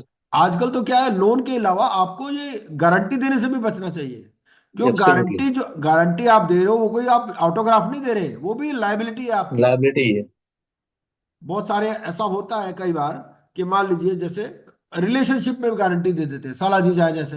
अब जीजा ने फैक्ट्री खोल रखी है, जीजा साला के पास गया कि या ये साइन कर दो पेपर, अब वो सोचेगा वैसे ही साइन करा रहा होगा, बिजनेस के कोई डॉक्यूमेंट्स होंगे, तो बस हम्म। ठीक है गारंटी पेपर साइन करा लिए, बाद में वो उसको अपना चक्कर पड़ गया कि भाई ये मेरी करेक्ट। तो मकान भी चला जाएगा इसमें। और बिजनेस वाला वो बोल रहा है भाई मेरे पास तो अभी है नहीं, मैं क्या करूं। वो सब लोग बड़ी राइट। जल्दी हाथ खड़े कर देते हैं। तो personal financial management requires time, तो it is not easy to set financial goals. तो ये बेसिकली इन्होंने रोल ऑफ फाइनेंशियल प्लानर बता दिया कि भाई आपको suitable product, proper asset allocation करना है to different asset classes, you have to choose the right investment decisions. It is a technical approach to managing money. Basically you are managing money that requires evaluating asset classes and products for the, क्योंकि risk भी different है और return भी different है। अगर high risk वाला होगा तो उसमें रिटर्न्स भी ज्यादा होंगे, जैसे वेंचर कैपिटल इन्वेस्टर्स है, अब उसमें कई बार वो इक्विटी भी ऑफर कर देते हैं आपको, और आपको लगता है कि अच्छी अपॉर्चुनिटी है आपके पास, यू कैन स्पेयर फंड्स, तो venture capital is also good investment. बहुत सारे लोग होते हैं जिनके पास स्पेयर मनी होती है, तो वेंचर कैपिटल में भी लगाते हैं और उनसे कुछ इक्विटी स्टेक ले लेते हैं। जो नए नए इंक्यूबेटर्स आते हैं, जो नए स्टार्टअप्स आते हैं, उसको कहते हैं भाई देखो 5% 10% हमें इक्विटी दे दो, हम इतना लगा देते हैं, करोड़ 2 करोड़ रुपए, कोई दिक्कत नहीं है। प्रॉपर एग्रीमेंट हो जाता है, उसमें भी हम लोग हेल्प कर सकते हैं। So how is financial planning different from typical financial advisory services? अब इन दोनों में डिफरेंस है, जो फाइनेंशियल प्लानिंग और जो टिपिकल फाइनेंशियल एडवाइजरी सर्विसेज है। तो फाइनेंशियल प्लानिंग क्या है? इट्स अ स्पेसिफिक प्रोसेस, ठीक है। You are centering on the client, their needs and their goals. Other financial advisory services would normally look at meeting just a specific need like advising on stocks, ठीक है, but the relation with other aspects might be missing. तो financial planning effort is a comprehensive process that covers all aspects. Goal setting becomes the central part. सबसे पहले तो आप goal set करते हो। अब गोल क्या है? चिल्ड्रंस एजुकेशन, ठीक है, मैरिज, हाउस, तो ऑल दिस, और उस हिसाब से आप फिर इन्वेस्टमेंट प्लान करते हो, looking at the present income, looking at the present needs. और इनकम भी तो बढ़ेगी ना, अगर आदमी अपना गोल सेट करता है तो कई बार ये भी होता है that indirectly encourages you to earn more also. आपको पता है भाई मुझे तो यार साल के बाद में 1 करोड़ रुपए चाहिए चाहिए, तो आप क्या करोगे? एफर्ट भी करोगे उसके लिए, आप कुछ एक्स्ट्रा इनकम भी करने की सोचोगे। तो financial planning looks to ensure that all the financial activities work together and do not conflict, ठीक है। और टिपिकल फाइनेंशियल एडवाइजरी सर्विसेज में क्या होगा? वो कहेगा कि भाई they may be working as some other goal. जैसे फाइनेंशियल प्लानिंग में क्या होगा कि जो एसेट एलोकेशन है for an older individual meets their risk taking ability. एक रिटायर्ड आदमी है, अब रिटायर्ड आदमी का बहुत ज्यादा आप इक्विटी में तो नहीं लगा सकते, या वेंचर कैपिटल में तो नहीं लगा पाओगे आप, है ना, उसका रिस्क कैपिटाइट डिफरेंट है, and that their equity exposure across asset classes is kept in check. So this might not happen when normal advice is taken. For example, advising on equity mutual funds investment without knowing the equity exposure elsewhere. क्योंकि ये जो financial planner होगा ये क्या करेगा? ये पूरे एक इंडिविजुअल को आप स्टडी कर रहे हो, ठीक। तो monitoring the situation and then taking action to ensure that things remain on track is a key part of the financial planning process. Scope क्या है? So financial planning enables a household or individual to manage its personal finances efficiently in line with their short-term and long-term objectives. So following are the elements of financial advisory and planning services. So personal financial analysis क्या होगा? Goal setting with prioritizing of goals. तो सबसे पहले आप goal set करोगे कि आपका गोल क्या है, ठीक है। जैसे आप कहते हो भाई I want to be rich. जैसे मैं जब यंग था तो मैं सोचा करता था I want to be very very rich and very very famous. तो फेमस तो हो गया, रिच बनने की तरफ अभी प्रोसेस जा जारी है। I use to say to my son, है जितेंद्र जी, बस I sir, want to be very very rich funda and very very clear है फेमस। आपका। है। फंडा क्लियर होना जरूरी है sir. want to be rich and लेकिन famous. वो यंग एज में नहीं होता ना फंडा क्लियर, वही कह रहा हूं। तो this gives a clear target that has to be reached. Correct. तो there are several features that are important, some specific detail होनी चाहिए। जैसे कहते हैं ना यूनिवर्स भी सुनता है, भाई यूनिवर्स को भी आप बताओगे तो सही ना कि भाई चाहिए क्या, परमात्मा से भी आप मांग रहे हो तो आपको बताना तो पड़ेगा ना। आप कहते हो जी मुझे तो बड़ी गाड़ी चाहिए, अरे भाई बड़ी गाड़ी तो बहुत सारी है, बड़ी गाड़ी में कौन सी गाड़ी चाहिए, कौन सा मॉडल चाहिए, कौन सा वेरिएंट चाहिए, कितने की है वो, है कि नहीं? इस हिसाब से saying that I want to earn an income of, फिर हो सकता है भगवान आपको गाड़ी तो दे दे बड़ी, बार ड्राइवर बना दे उसमें कि भाई बड़ी गाड़ी दिले तेरे को दे दी मैंने, है कि नहीं? लेकिन अब ये ना कि आप सारी चीजें बतानी है आपको। इसी तरह से आपको फाइनेंशियल प्लानर को भी बताना है कि भाई I want to earn an income of 50 lakhs a year, this is specific goal, they have to be measurable so that a person knows the exact amount that will help them reach the goal. At the same time the goals have to be realistic, realistic भी करना, ठीक है ना? अगर आप 20,000 रुपए बचा पा रहे हो तो अगर आप सोचोगे कि भाई मैं इन्वेस्टमेंट कर दूं 50,000 रुपए की, तो अनरियलिस्टिक गोल हो जाएगा, है ना? Finally goals also have to be time bound as the individual has a clear idea of when they need to be reached. भाई इंडिविजुअल का टाइम स्पैन भी लिमिटेड है, हर एक आदमी की एज जो है कितनी, 70 75 इतनी एज होती है। तो अगर वो 25 की एज में है तो उसको पता है भाई मेरा मैक्सिमम जो प्लानिंग है मैं अनदर फिर 25 ईयर्स की कर सकता हूँ ताकि 50 60 का मैं हो जाऊं, तब ये मेरे को ये गोल रीच हो जाए। लेकिन जो आदमी ऑलरेडी 50 पहुंच चुका है उसका फिर गोल लिमिटेड होगा, नेक्स्ट 10 ईयर्स के लिए होगा। जो 60 पहुंच चुका है उसका और शॉर्ट टर्म होगा, इस तरह से। तो goal of wanting to retire in 20 years with 5 crores as corpus is clear, कि भाई मैंने तो 20 करोड़ 20 साल में 5 करोड़ का कॉर्पस बना लेना और फिर मैं रिटायर हो जाऊंगा। अब once all these features are considered, एक बार गोल आपका सेट हो गया तो you have got a list of goals that will be available. लेकिन कुछ रिस्ट्रिक्शंस भी हैं in terms of income and amount saved. So this will require that goals be ranked in order of priority. Important goals need to be, देखो एक तो होता है children education है, एक फिर क्या है, और retirement that should come in front of something. आप आपने लग्जरी कार खरीदनी है या फॉरेन ट्रिप लेना है ना? ये इतना इंपॉर्टेंट नहीं है आपके लिए। क्या इंपॉर्टेंट है? चिल्ड्रन एजुकेशन, जो प्रोविजन फॉर रिटायरमेंट एक्सेट्रा और other expenses that does not create an asset. It is easy to look at some short-term needs, but this can come at the cost of long-term disruption of the goals. That is why there has to be priority to goals that improve the financial health of the individual. For example, there might be large credit card outstanding. अब आजकल जो credit card पे rate of interest है that is I think 3%, 3% के करीब पर month rate of interest charge करते हैं वो लोग। And some extra income is earned by the, और वो लोग पुश करते हैं आपको कि क्रेडिट कार्ड आपको दे दिया। जैसे हम लोग, हमारे पास कोई क्रेडिट कार्ड नहीं है, हम कहते हैं भाई जेब में कैश होगा तो खर्च कर लो, क्रेडिट कार्ड की जरूरत क्या है? कोई जरूरत ही नहीं है। डेबिट कार्ड रख लो, debit card is equally good. आपके अकाउंट में बैलेंस है तो आप खर्च कर लो, नहीं है तो मौज करो, क्या जरूरत है? तो this is why there has to be priority to goals that improve the financial health of the individual. For example, there might be large credit card outstanding and some extra income is earned by the individual. In such a situation, instead of spending the amount, it should be used to pay off the credit card debt. तो credit card का date आप payment करो, जो high interest वाला आपने date लिया वो उसको पहले पेमेंट करो। तो this might not add to an asset but it still improves the financial condition of the individual. फिर फोकस ऑन इंपॉर्टेंट गोल्स।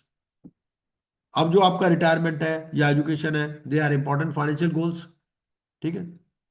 तो होता क्या है कि जो लॉन्ग टर्म गोल्स है ना उनको कम लोअर प्रायोरिटी मिलती है, ठीक है? Because it has time on its side. The urgent short term goals often get higher claim on the average available savings, while this may be acceptable for shorter term goals that are also important, such as accumulating funds for down payment on a home, it may not be the right to prioritize consumption goals by holidays या large purchases, है ना? आपने कपड़ों पे, branded कपड़ों पे बहुत ज्यादा खर्च कर दिया, तो अगर आपका इनकम उस हिसाब से है फिर तो ठीक है, लेकिन अगर आपका if it is coming in the way of long term goals तो फिर दिक्कत है। The delay in savings for such goals will affect the final corpus since it loses the longer savings and earning benefits including that of compounding. Clients often believe that provident fund, superannuation and gratuity corpus they will receive on retirement will be adequate. उनको लगता है भाई हमें तो retirement पर पैसा मिल जाएगा, gratuity मिल जाएगी, प्रोविडेंट फंड मिल जाएगा, 70-80 लाख रुपए, 1 करोड़ रुपए हमारे को मिल जाएगा रिटायरमेंट पे, ठीक है। लेकिन जो सेल्फ एम्प्लॉयड है उनके साथ तो ऐसा कुछ नहीं है, उनको अपने हिसाब से सोचना है फिर।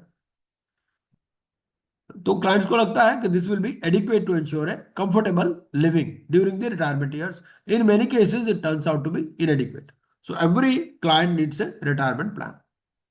तो जो इन्वेस्टमेंट एडवाइजर है, he needs to go through the numbers and demonstrate the inadequacy. The objective is to ensure that the client saves enough during the earning years for a comfortable retired life. अब होता क्या है कि जब आदमी की income आ रही होती है तो वो फिर हवा में उड़ रहा होता है, वो सेविंग की ज्यादा नहीं सोचता। लेकिन आपको सेविंग तभी करनी है जब आपकी इनकम हो रही है, ताकि आपका रिटायर्ड लाइफ भी कंफर्टेबल होनी चाहिए। अगला है staggering the timing of certain goals. अब ये गोल्स के बारे में एक चार्ट बहुत अच्छा दिया हुआ है। ये देखिए, ये क्या, ये बहुत बढ़िया इन्होंने बनाया। क्या लिखा? स्मार्ट। स्मार्ट से क्या बना? एस से बन गया specific. So first of all state specific, state exactly what you want to accomplish. कब आपको अचीव करना है, क्या अचीव करना है, वेयर एंड व्हाई, स्पेसिफिक होना चाहिए, ठीक है। आपका गोल है क्या, कॉर्पस कितना मेंटेन करना है, आपकी नीड्स क्या है, मेजरेबल है या नहीं, that is also important. How will you demonstrate and evaluate the extent to which the goal has been met. आपका टारगेट है 5 करोड़ का कॉर्पस, तो वो मेजरेबल है, आप कहां तक पहुंचे उसको मेजर करते रहो आप। अचीवेबल है या नहीं, तो stretch and challenging goals within ability to achieve outcome, so what is the action oriented work, ठीक है। उसके बाद में relevant, how does the goal tie into your key responsibilities, how is it align to objectives, ये भी important है, relevance भी होनी चाहिए। और फिर टाइम बाउंड होना चाहिए। Set one or more target dates the by when to guide your goal to successful and timely completion, include deadlines, dates and frequency. तो ये जो स्मार्ट वर्ड है इसमें क्या है, you have to be specific, the goal has to be measurable, it has to be achievable, it has to be relevant and it has to be time bound. Cash flow management and budgeting. So naturally, you have got income, you have got expenses. Accordingly, you have to do you have to plan your inflows and outflows.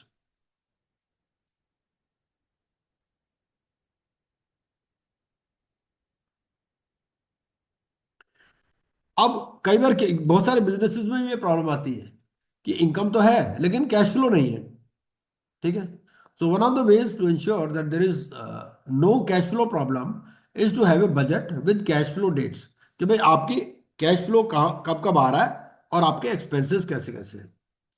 A budget is nothing but a list of the inflows and outflows that an individual will witness along with the time period when this will take place. A monthly budget will help a person to know whether they are managing their income properly. A budget has a list of all the items of income and expense along with their amounts.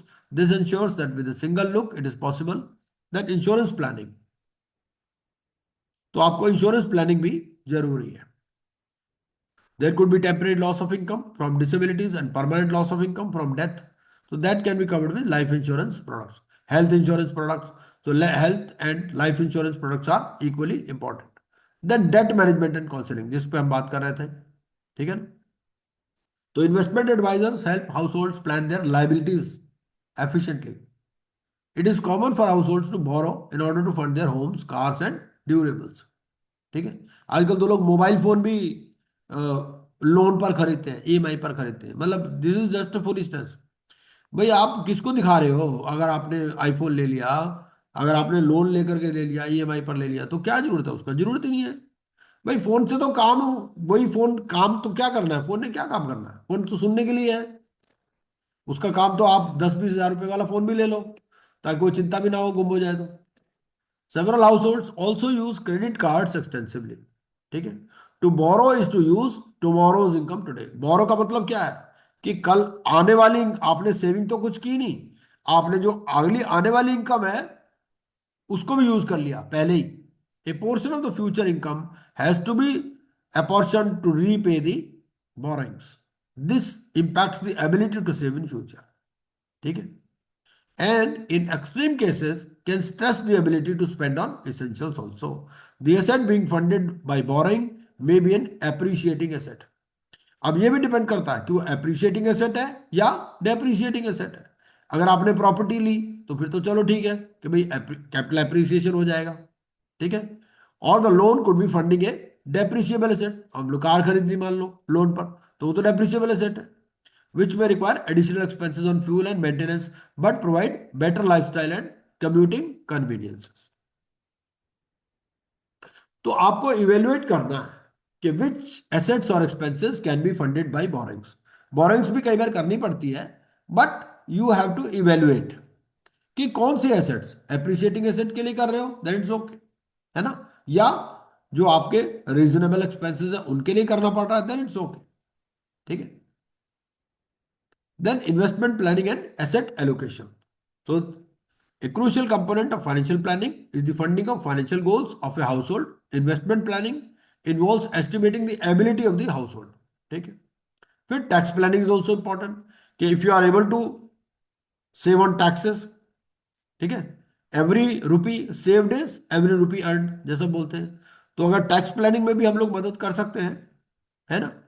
तो income is subject to tax and the amount an individual can save, the return they earn on their investment and therefore the corpus they are able to build for their future goals are all impacted by the tax regime they fall under. कुछ कुछ हम taxation के बारे में भी इसमें पढ़ते हैं, लॉन्ग टर्म कैपिटल गेन्स वाला भी पोर्शन हम लोग इसके अंदर पढ़ेंगे अपने सिलेबस के अंदर। Retirement planning, estate planning. Wealth is passed on across generations. The process of intergenerational transfer not only involves legal aspects with respect to entitlements under personal law, but also documentation and processes that will enable a smooth transition of wealth in a tax efficient way. So, estate planning refers to all those activities that are focused on transfer of wealth to heirs, charity, and other identified beneficiaries. ठीक है। There are several tools and structures to choose from in estate planning. Such choices, such as gifts, can be exercised during one's lifetime, while choices such as wills come into play after death. Investment advisors help households. आजकल लोग private trust बना रहे हैं। Private trust इसलिए बना रहे हैं कि आजकल क्या है कि फैमिलीज का भी जो बॉन्ड है वो इतना स्ट्रांग नहीं रहा। आजकल जो शादी होके बहू आती है, लोगों को डर लगता है कि बहू प्रॉपर्टी में ना क्लेम कर दे, इसलिए वो क्या करते हैं, अपनी जो प्रॉपर्टी है सारी प्राइवेट ट्रस्ट को ट्रांसफर कर देते हैं, और वो प्राइवेट ट्रस्ट की रजिस्ट्री भी हो जाती है। और उसमें क्या होता है कि जो आने वाली डॉटर इन लॉ है उसको बेनिफिशियरी नहीं बनाते। 2 4 5 साल हो गए, उनको लगता है ये लाइफ में सेट हो गए, उसके बाद उसको बेनिफिशियरी बना देते हैं। इसी तरह से कई बार ये होता है कि मान लीजिए लड़के ही लड़के हैं फैमिली में, है ना, तो उस केस में क्या करते हैं, वो सन इन लॉ को बेनिफिशियरी नहीं बनाते, सिर्फ डॉटर्स को ही बेनिफिशियरी बनाते हैं। तो this is also one of the ways of planning. आजकल ये भी टैक्स प्लानिंग फैमिलीज में चल रही है। Concept of asset, liabilities and net worth. The income of a household or individual is at the base of all financial activities that are undertaken. The income is used to meet current expenses and a portion is set aside to meet expenses in future. Physical assets क्या है? They are tangible assets, include real estate, gold and other precious metals. Physical assets have an intrinsic value. ठीक है। आजकल तो खैर लोग paintings वगैरह भी खरीद रहे हैं, आर्ट वर्क्स भी खरीद रहे हैं। जो आर्ट पेंटिंग्स होती है उसकी भी जो वैल्यू काफी बढ़ती रहती है। जैसे बहुत सारे हमारे जानकार हैं वो पेंटिंग्स वगैरह खरीदते हैं, उसमें इन्वेस्टमेंट करते हैं। So financial assets represent a claim that the investor has on benefits represented by the assets. For example, bank deposit में क्या होगा? It gives the benefit of periodic interest and repayment of principal amount to the holder of the asset. And an equity share provides periodic dividend paid, if any. तो कई बार equity shares में भी देखो depend करता है, अगर blue chip company है कई बार बोनस शेयर्स भी देते हैं, डिविडेंड भी प्रॉपरली मिलता रहता है। तो आपको देखना है कि किस तरह से आपने इन्वेस्ट किया हुआ है। क्विक मनी जैसी कोई टर्म नहीं होती। If you are in for quick money तो क्या होता है, क्विक लॉसेस भी हो सकते हैं। तो ये जितने भी प्लानिंग है ये लॉन्ग टर्म विजन के साथ की गई है, और रिस्क एपेटाइट देखना है आपको। Financial planning process. सबसे पहले क्या है, you establish and define the client planner relationship, कि क्या स्कोप ऑफ वर्क होगा और टर्म्स क्या होंगी। Then you have to gather the client data including goals, you analyse and evaluate the financial status, then you develop and present financial planning recommendations, implement the financial planning recommendations, and then you monitor the financial planning recommendations. फिर financial advisory and execution. Investment advisers they may engage with their clients at various levels and the scope of services they offer. देखो exactly इस form में नहीं चलती चीजें।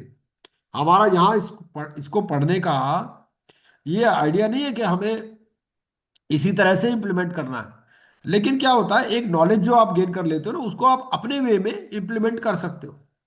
आपको client को बताने की जरूरत भी नहीं कि मैंने इन्वेस्टमेंट एडवाइजरी पढ़ रहा हूँ, या मैंने इसका एग्जाम दिया है, या मैंने एग्जाम पास किया है। वो रिफ्लेक्ट होना चाहिए आपके एक्शंस में। अगर उसकी बैंक स्टेटमेंट आई, आपने बैंक स्टेटमेंट स्टडी की, देखो भैया आप तो क्रेडिट कार्ड में बहुत ज्यादा खर्चा कर रहे हो, इससे क्या हो रहा है, आपका इंटरेस्ट ही तो जा रहा है ना उसमें। आप क्रेडिट कार्ड स्टेटमेंट देखते हो, तो क्रेडिट कार्ड स्टेटमेंट में आप उसके बेसिस पर निकाल सकते हो कि भाई हर महीने वो कितना इंटरेस्ट दे रहा है, तो ये तो वेस्टफुल एक्सपेंडिचर है कि नहीं। एक तरफ आपने एफडी में पैसा रखा और दूसरी तरफ आप क्रेडिट कार्ड से पेमेंट कर रहे हो, तो इस ये तो बैड फाइनेंशियल प्लानिंग है।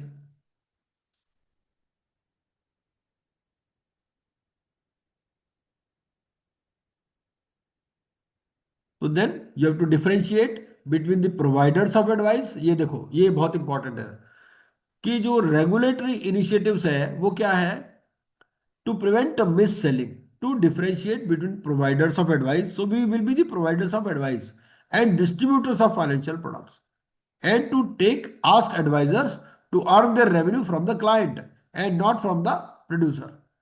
The distributor who executes the transactions in financial products may earn a commission from the producer. ठीक है। The current regulatory regime for financial advisors in India requires that anyone offering financial advice for a consideration should be registered with SEBI। तो अगर आप investment adviser हैं तो क्या होता है, आपको रजिस्टर कराना पड़ता है अपने आप को सेबी के साथ। And should not earn any income from the producer. ऐसा नहीं कि आप एलआईसी भी बेच रहे हो, आप म्यूचुअल फंड्स भी बेच रहे हो, आप और इन्वेस्टमेंट एडवाइजर भी हो, क्योंकि वो कॉन्फ्लिक्ट हो जाएगा। एक तरफ आप सजेस्ट कर दोगे कि भाई आपको इंश्योरेंस प्रोडक्ट लेने चाहिए, दूसरी तरफ इंश्योरेंस प्रोडक्ट भी आप ही बेच रहे हो, ठीक है ना।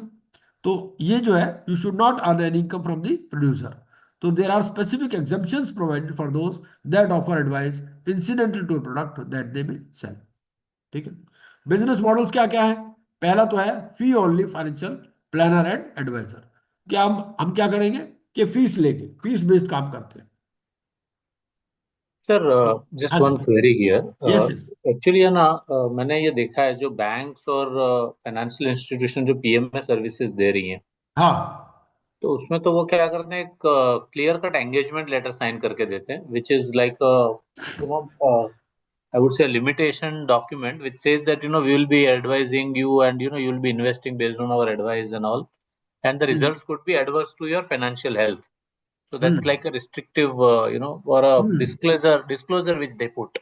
हाँ तो हाँ। ऐसा इंडिविजुअल के केस में ऐसा कोई स्टैंडर्ड कर लेना चाहिए, is what I feel. Because individual में तो कोई इट्स लाइक मैंने एडवाइस दिया, आपने किया, अब क्या कर सकते हैं सर, नहीं समथिंग इज करना चाहिए, रॉन्ग। देखो टर्म्स ऑफ एंगेजमेंट तो सेटल करने चाहिए। तो इसका कोई टर्म्स ऑफ एंगेजमेंट होता है which is for an individual adviser? क्यों नहीं, वी कैन ऑलवेज फ्रेम अपने इंडिविजुअल बेसिस। देखो नहीं, हम बेसिकली फ्रेम क्या तो है, कर सकते हैं, बट आई एम सेइंग और कोई ये जो स्टैंडर्ड है, ये कहीं सारी आपने। चीजें डिपेंड करती हैं कि कॉर्पस कितना है, उसका स्टेक इन्वॉल्व कितना है। अगर आप उसका 100 करोड़ मैनेज कर रहे हो तो नेचुरली आप सीरियस रहोगे उसके बारे में, वो भी सीरियस होगा, वो भी चाहेगा कि भाई right, let us reduce it to writing. Right. हाँ, तो दैट डिपेंड्स एक्चुअली। कर सकते हो, नेचुरली करना भी चाहिए, बिल्कुल करना चाहिए, क्लैरिटी तो होनी चाहिए। Okay sir. क्योंकि इसमें देखो आपको भी तो एलियोरमेंट्स होगा ना। कहीं अगर आप उसका फंड मैनेज कर रहे हो, वो आप पे ब्लाइंड ट्रस्ट कर रहा है, तो आपको ऐसे भी लोग मिल जाएंगे, यार इसका पैसा यहाँ लगवा दो वहां लगवा दो, वो आपको फिर अपना माइंड देखना है कि भाई कैसे करना है कैसे नहीं करना उसका।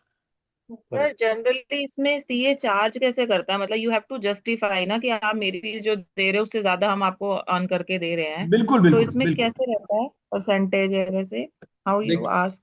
हाँ देखिए ऐसा है कि नॉर्मली क्या होता है, बहुत बार तो आपको ऐसा लगता है कि कुछ जैसे चार्टर्ड अकाउंटेंट है। अब चार्टर्ड अकाउंटेंट तो बहुत सारी तरह की सर्विसेज रेंडर करता है, ठीक है ना। अब वो जरूरी नहीं कि वो सर्विसेज को उस हिसाब से बिलिंग करे, समझ रहे हो आप। जैसे मान लो उसने इनकम टैक्स रिटर्न आपकी की, ठीक है। अब इनकम टैक्स रिटर्न के उसने 1 लाख रुपए ले लिया आपसे। अब वो लाख रुपए में सिर्फ इनकम टैक्स भरने की फीस नहीं है उसकी, वो उसके अलावा उसमें जो जो भी चीज उसने प्लान की है, या उसमें जो ड्यूरिंग द ईयर एडवाइस दी है, क्योंकि क्लाइंट तो आपके साथ ड्यूरिंग द ईयर एंगेज रहता है। अब उसने मान लो कोई प्रॉपर्टी खरीदनी है तो आपसे सलाह लेगा, जरूरी नहीं कि आप उसको अलग से बिलिंग करो उसके लिए, है कि नहीं। तो डिपेंड करता है ये तो क्लाइंट टू क्लाइंट के कैसा आपका रिलेशनशिप है, उसके हिसाब से आप कर सकते हो। और हम लोगों को तो ये लीवरेज रहता है ना कि भाई हम उस तरह से भी बिलिंग कर सकते हैं, कि जरूरी नहीं कि हम हर चीज के लिए स्पेसिफिक, उसको पता होता है कि भाई साल भर में क्या किया है। इसलिए हम और तो अगर स्टाफ को सिर्फ भी बोल क्लाइंट के रखते इसी हैं के लिए आया कि है भाई जो जो भी बट काम आप कर रहे हो क्लाइंट का, आप एक चार्ट मेंटेन करो कि क्या क्या। देखो होता क्या है, आजकल ज्यादातर ईमेल पे पूछते हैं क्लाइंट या व्हाट्सएप पे पूछते हैं। तो हम लोग स्टाफ को बोल करके रखते हैं कि भाई पूरे साल का हमें भी नहीं याद रहेगा कि उसने क्या क्या सर्विसेज दी। जब बाद में हम उसको बिल भेजते हैं तो वो कहता है इतना ज्यादा बिल भेज दिया। अरे भाई बिल ये इन सब सर्विसेज का है जो आपने हमसे लिए, आपने हमारा टाइम खर्च किया है ना, तो टाइम के पैसे हैं ये चीज। अब दूसरी बात ये है कि आप मान लो जैसे अब ट्रस्ट उसका क्रिएट कर रहे हो, है ना, आपने प्राइवेट ट्रस्ट क्रिएट कर दिया उसके लिए, तो उसके लिए अलग से आप चार्ज कर सकते हो। ये चीजें हैं।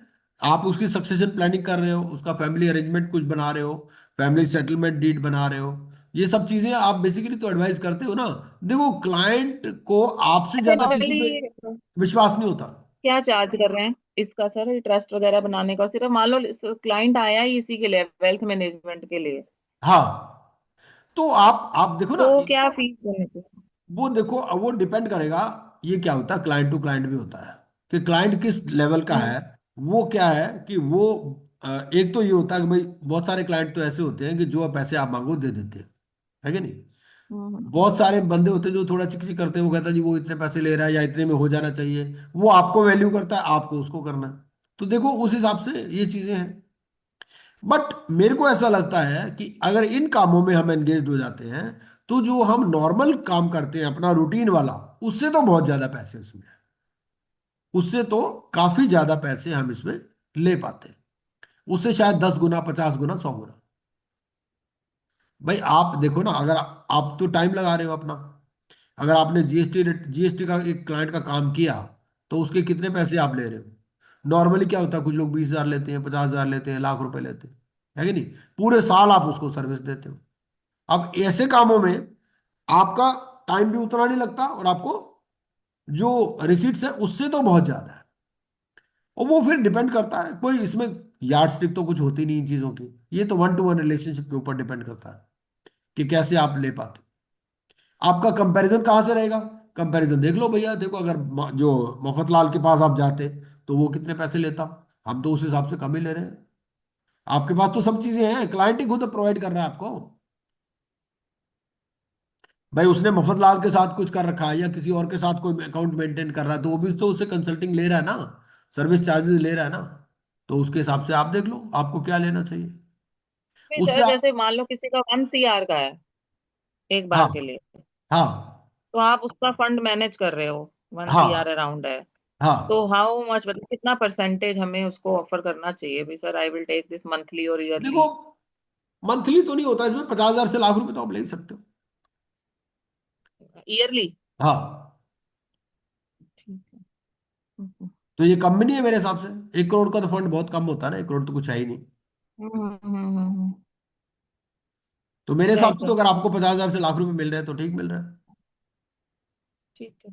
भाई 1 करोड़ में आपको 20 लाख रुपए थोड़ी ले लोगे उससे। और ये तो है सर, वही बात है ना, सामने वाला कहेगा इतना तो कमाने जितना तुम्हें दे नेचुरली हाँ। दे। तो ये चीजें उन्हीं के लिए है जो बहुत ज्यादा, जिनके पास सरप्लस फंड्स है। हाँ। और जब हम ये चीजें पढ़ेंगे तो हमारा दिमाग भी उनकी तरफ घूमेगा। हम देखेंगे भाई ये जो हमारे क्लाइंट है तो क्लाइंट है ही नहीं एक्चुअली। हमें तो ऐसे क्लाइंट्स की तलाश में रहना चाहिए जो, जिनके पास खूब पैसा है। वही हमें पैसा दे पाएंगे, जिसके पास है ही नहीं वो हमें क्या देगा। जैसे ज्वेलर है, ज्वेलर आप बनाओ क्लाइंट्स, अच्छे पैसे देते हैं, तो उनके पास पैसा होता है खूब दबा के। हम्म, सम फर्म्स में ऑर्गेनाइज दी एक्सिक्यूशन ओनली सर्विसेज, कुछ फीस बेस्ड है, कुछ एक्सिक्यूशन ओनली है, कुछ रैप एंड प्लेटफॉर्म्स है। इसको पढ़ लेते हैं कि रैप्स एंड प्लेटफॉर्म्स क्या है। तो wraps and platforms they are technology based advisory solutions. आपने ऐप बना दिया, ठीक है, तो that are standardised for execution. A client or an adviser associates with a platform, offers its financial products as model portfolios. तो उसने app बना रखा है और भाई आप उस पर जाओ और उस तरह से इन्वेस्ट करो, वहां से आपकी सारी रिपोर्टिंग निकल आएगी इस तरह से। Investment advisers may also choose, जैसे जीरोदा है, ऐसे बहुत सारे प्लेटफॉर्म है। Advisers may also choose these platforms to execute transactions in standardised model portfolios. Clients can view how their portfolios are performing. Advisors can monitor and review the portfolios and holistically manage the money of clients across multiple products. Wraps and platforms may charge the client a fees and share this fees with the advisor who executes the transactions using it. They may also enable the advisor to access clients using their platforms. तो ये तीन तरह के तरीके, ये हमारा हो गया चैप्टर 1। आज मेरे ख्याल चैप्टर 1 तक ही रखते हैं। अब सेकंड जो है हमारा time value of money. Time value of money में सारी आपकी कैलकुलेशंस है, ठीक है। ये एक्सेल बेस्ड कैलकुलेशंस है और इन्होंने इसके अंदर दे भी रखा है कि how to calculate this time value of money, ठीक है। और Excel, use of Excel is allowed in the exam. वो आपको क्वेश्चन देगा और क्वेश्चन के बेस पर आपको कैलकुलेट करना होगा कि what is the time value of money. Time value of money में डिफरेंट कॉन्सेप्ट्स हैं। एक तो है प्रेजेंट वैल्यू। प्रेजेंट वैल्यू का ये फॉर्मूला है, present value is future value divided over 1 plus R. R क्या है? Rate of return for each compounding period, और raise to the power N. N क्या है? N is number of compounding periods. एक तो ये हो गया, इन्होंने कैलकुलेट करके बताया। और अब ये तो सिंपल हो गया, लेकिन अगर आपको मान लो मिल रहा है फॉर द नेक्स्ट 8 ईयर्स 6,500 आपको over a period of 8 years मिल रहा है, अब उसकी वैल्यू अलग अलग डिफरेंट है, तो ये फॉर्मूला फिर लंबा हो जाएगा इस तरह से। ये कैलकुलेट करके दिया हुआ है। अब अगर हमें ये कैलकुलेशन आ जाए एग्जाम में तो हम कर सकते हैं आराम से। तो अगर हम इसको एक बार पढ़ लेंगे, सेकंड कॉन्सेप्ट इसमें क्या है? Future value. फ्यूचर वैल्यू क्या है? Future value represents what something is worth at some point in the future. तो there can be various amounts for which such a future value might need to be calculated, ठीक है। ये इसका formula है। वो present value का था, ये फ्यूचर वैल्यू का है।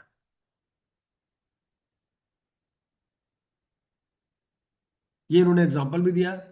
इस एग्जांपल को जब हम एक्सेल पे कैलकुलेट करेंगे तो आराम से समझ में आ जाएगा। Third is the rate of return, कि रेट ऑफ रिटर्न आपको कैसे कैलकुलेट करना है। This is the formula for rate of return. बस हमें क्या है कि ये फॉर्मूले थोड़े से याद करने पड़ेंगे। अगर फॉर्मूला हमें याद हो, क्योंकि वो तो बताएगा, वो सिनेरियो दे देगा, वो कह देगा भाई calculate the rate of return, तो फॉर्मूला तो अपने को याद होना चाहिए कि क्या फंक्शन लगता है, क्या फॉर्मूला है, ये अपने को ध्यान में होना चाहिए। अगर हो तो एक्सेल तो वहां अवेलेबल होगा, तो आप वहां कैलकुलेट कर पाओगे आराम से। फिर पीरियोडिकल इन्वेस्टमेंट्स और पे आउट्स। फिर period of the loan, NPER, annuity, ordinary annuity, annuity due, perpetuity. तो अगला जो क्लास होगा हम इसमें ये कैलकुलेशंस वाले पर थोड़ा सा फोकस करेंगे। आज हमने बेसिक कुछ अंडरस्टैंड कर लिया कि भाई क्या है। This material has already been shared with you. तो मैं तो ये चाहूंगा कि भी अगली हमारी क्लास नेक्स्ट सैटरडे को होगी। Excuse me sir, next Saturday तो वोफा में होंगे ना सब? अच्छा, वफा में होंगे, हाँ हाँ। क्या डेट है तो नेक्स्ट को? नेक्स्ट सैटरडे 31st है। हाँ 30, हाँ मैं भी खुद भी जा रहा हूँ वफा में, ठीक है। तो ठीक है, व्हाट इज सैटरडे को वोफा नहीं सर? करेंगे। वोफा क्या है सर? वफा ये वर्ल्ड फोरम ऑफ अकाउंटेंट्स एक कॉन्क्लेव है, अच्छा, which is conclave, being okay. Held in greater Noida. Okay, got it sir, not an issue. तो फिर हाँ सैटरडे इवनिंग सर, प्रिफरेबली हम लोग को ना सैटरडे इवनिंग करेंगे ना, मतलब हर एक सैटरडे 5 सैटरडे, तो ठीक इट है, वुड बी बेटर, तो लोगों को प्लानिंग भी हो जाएगा एक डेट का। बिल्कुल ठीक है। और अपना सारा शेड्यूल लोग इसी तरह से सेट बिल्कुल करेंगे। ठीक है, ठीक है, ठीक है। हाँ, तो तो बिल्कुल कर सैटरडे सकते आई हैं। Think 8 to 9:30 we should plan every time बिल्कुल इज ठीक माय है, 8 to सजेशन। 9:30 कर लेंगे, हाँ, कोई इशू नहीं। सर अब तो सर 7 फेब को करेंगे ना फिर। ठीक है, बीच में देख लेंगे, अगर कोई हॉलीडे आ गया कुछ हो गया तो कर लेंगे। तब in the meantime we can be active in the group, है ना? कि भाई यस ग्रुप में सर। भी क्या होता है, ग्रुप मोटिवेशन भी होता है। तो राइट। सर और नेक्स्ट मैं क्लास मैं क्या कैलकुलेशन करूंगा? वाली है, हाँ जी। तो वो नेक्स्ट क्लास कैलकुलेशन वाली है ना, so that I don't want to miss, तो इसलिए वोफा के बाद ही रखना फिर। नहीं बिल्कुल ठीक है, नहीं मैं खुद भी वॉफा में जा रहा हूँ, मैं भी तो जा रहा हूँ। हाँ मतलब लेट इवनिंग भी नहीं फ्री हो पाएंगे ना सर वहां पे, तो हाँ, नहीं इसलिए हो हम अब पाएंगे। 7 बिल्कुल ठीक पाएंगे। है, मैं नहीं हो नहीं तो पाएंगे। सर नेक्स्ट जो सेशन है उसको संडे कर ले, तो उसके बाद के जो भी 4 या 5 सेशन होंगे वो सैटरडे कर सकते हैं, अगर if all of us are okay. Hmm. Sir मेरा वोफा सजेशन है कि will we should and not, on first जैसे ऑफ फेब। 5 या 6 तारीख तक डिले करना है तो Ashima it will not be good, मतलब फिर आपका मोमेंटम सर चला वी विल जाएगा। बी, ऐसा करते हैं ना, आई ऐसा एग्री करते हैं, सर बीच में वो। किसी वर्किंग डे को इवनिंग में कर लेंगे, क्या इशू है? हाँ तो ठीक है सर। वर्किंग डे को जैसे मान लो वेडनेसडे को कर लेंगे, कुछ ऐसा कर लेंगे ना। सर मैं श्योर। सर उसके बाद वर्किंग फ्राइडे वर्किंग को डे ही अवेलेबल हूँ सर, मैं वेनसडे मॉर्निंग कर लो। थर्सडे नहीं हूँ, सैटरडे को ही हूँ नेक्स्ट सर। अच्छा, next Saturday, okay okay okay. हाँ ठीक। ठीक है। क्योंकि सर वीकडे में एंड मेरा सारा फिर फिक्स है। ओके। Done done. और सर सर वीकडे में बिकॉज ये सारा सीए का ही ग्रुप है, मैं दो मॉर्निंग में तो कर रहा हूँ odd, 8 but to I 8:30। Suggested, मुझे ना एक हेड टैक्सेशन का मेरे पास पोजीशन है बैंगलोर लोकेशन के लिए। हाँ 18 से 22 लाख सीटीसी कर सकते हैं इजीली। और assistant manager direct taxation, assistant manager indirect taxation है, जिसमें 12 से 13 लाख सीटीसी हो सकता है। तो अगर हम्म। किसी के पास ऐसे कोई बंदे हैं सीए या यो, तो मुझे सेपरेटली डीएम करे ग्रुप में से, आई वुड ठीक बी है, मोर देन। तो जितेंद्र जी आप मुझे एक बार डिटेल्स भेज देना, मैं हाँ सर्कुलेट कर दूंगा, कोई दिक्कत नहीं है। मैं सर जेडी मेरा भेजता हूँ। लिंक्डइन पे आप मुझे ना ग्रुप में डाल दो सर, मेरे लिंक्डइन पे काफी स्टूडेंट्स मेरे साथ हैं, तो आई हाँ विल शेयर दिस पोजीशन। ठीक है। ठीक है, मैं ग्रुप में जेडी डालता हूँ, एंड हाँ देन आप फिर इंडिविजुअल इसको बोल सकते हो, मुझे पिंग करें। हाँ जी, हाँ जी, ठीक है बिल्कुल सर। बिल्कुल बिल्कुल। थैंक यू थैंक हाँ यू। जी, तो ऐसा है, राइट। ये ग्रुप में डिस्कस कर लेते हैं कि अगली क्लास बहुत ज्यादा लेट करना भी ठीक नहीं रहेगा, वो भी आपकी बात ठीक है। तो बीच में ना कभी भी हम एक दो क्लास तो बीच में कर ही लेंगे। सर आप बीच में जो करोगे ना फिर वो ये वाली मत कराना कैलकुलेशन वाली, या तो थ्योरी वाली करवा लेना। ओके ओके, हाँ ये भी ठीक है, ऐसे करा सकते हैं, हाँ हाँ। फिर वो क्या ठीक है, है, मेरी मिस भी होगी तो आई विल कवर, लेकिन ये नहीं वाली मैं आप समझ नेक्स्ट गया, मैं सैटरडे। समझ गया, कोई बात नहीं। हम्म। तब तक हम क्या करते हैं, सबसे पहले एक ना लिस्ट बना लेते हैं, फार्मूलाज की लिस्ट बना लेते हैं, है ना, कि हाउ टू कैलकुलेट फार्मूलाज सबको। और उससे क्या रहेगा, वो एक बार याद हो जाएंगे, तो फिर एक्सेल में करना आसान रहेगा। इन the mean time next class हम थ्योरी की कर लेते हैं, कोई बात नहीं। और जो प्रैक्टिकल वाली क्लास है वो वहाँ के बाद कर लेंगे, कोई इशू नहीं है। क्योंकि थ्योरी इज इक्वली इंपॉर्टेंट, हम रेगुलेशन स्टडी कर लेंगे इसके। क्योंकि किसी भी कॉन्सेप्ट को समझने के लिए उसके रेगुलेशंस भी इंपॉर्टेंट है। तो let us have the next class on regulations, है ना? भाई सभी के क्या इसमें रेगुलेशंस हैं, कंज्यूमर प्रोटेक्शन एक्ट भी इसके अंदर इन्वॉल्व है कि नहीं? तो वो हम कर सकते हैं, क्यों Jitendra ji? Right Because- sir right. है ना, तो that is equally important. So let us understand the concept first and then we can move on to the calculation part, no issues. Sure. And I will be sharing some links also for those तो sir हु। Next class first को होगी 31st को? Actually क्या है, बोफा कब कब है मैडम? 30th 31st और फर्स्ट ना? 31st हाँ एंड जी फर्स्ट। हाँ जी, हाँ, 31st। 3 दिन है ये, 30, 31st और फर्स्ट, तो 3 दिन तो मैं भी नहीं हूं यहाँ। तो 30th से पहले हमें क्लास कर सकते हैं क्या? ओके मैं what I would sir, suggest अगर इज वीकडे वी में कैन रखना हैव है ए तो क्लास मॉर्निंग ऑन में रख सकते वेडनेसडे। हैं। एक वेडनेसडे को क्लास कर लो ना। वेडनेसडे को सर क्या है, मॉर्निंग में वेडनेसडे रख क्लास सकते कर हैं लो। वीकडे में। नहीं तो कल भी कर सकते हो, कल क्या है, कल तो 26 जनवरी सबकी छुट्टी है। हाँ कल भी कर सकते हैं, क्यों या फिर एक आशिमा बार जी, इफ रीड यू करने के एग्री? लिए थोड़ा टाइम दीजिए सर, है, ग्रुप में ही डिसाइड करते हैं। Because I think tomorrow it will be again, कुछ मतलब आज जो हुआ है वो रीड भी एक बार करना चाहिए मेरे हिसाब से। ठीक है ठीक है ठीक है ठीक है। तो तो ग्रुप ऐसा में ही है, फिक्स कर लेंगे which is okay to everyone. What I will suggest is we can have a हाँ क्लास ऑन वेडनेसडे। एक वेडनेसडे को क्लास कर लो, हम हाँ थ्योरी तो पार्ट वेडनेसडे पढ़ इवनिंग लेंगे, फाइनल कोई कर इशू नहीं लेते हैं सर, सो दैट है। सर एवरीबडी कैन प्लान कल देयर। रख सकते हैं, कल रख लो, चाहे सुबह 8 बजे की रख लो, क्योंकि उसके बाद सब लोग फिर वो सेलिब्रेशन रिपब्लिक डे पे भी जाना है, तो 8 to 9:30 कल रख सकते हैं सुबह। क्योंकि वेनसडे वगैरह मेरा सारा बुक है सर, ये वाला वीक और नेक्स्ट वीक सब। ओके ओके, नहीं इवनिंग में।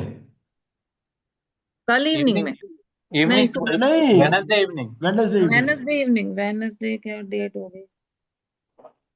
सर हेलो, हाँ जी, I am audible? Yes yes yes. Sir Wednesday evening weekday में रख सकते, इवनिंग का मत नहीं रखिए। रख सकते, नहीं रख सकते। हाँ बोलिए हर्षित जी। इवनिंग में सर कुछ ना कुछ काम, इवनिंग में कुछ ना कुछ काम रहता है, तो इवनिंग का मत रखिए। ओके ओके, तो इवनिंग में रखिए आप कब तक फ्री हो जाते हैं?